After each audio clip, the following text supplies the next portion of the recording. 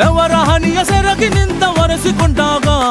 ಹಗ್ಗದ ಮ್ಯಾಗೆ ಅಂಗಿ ಒಣಗಿಸುವಾಗ ನಿನ್ನ ಮೈಯ ವಾಸನೆಯು ನೆನಪಾದಾಗ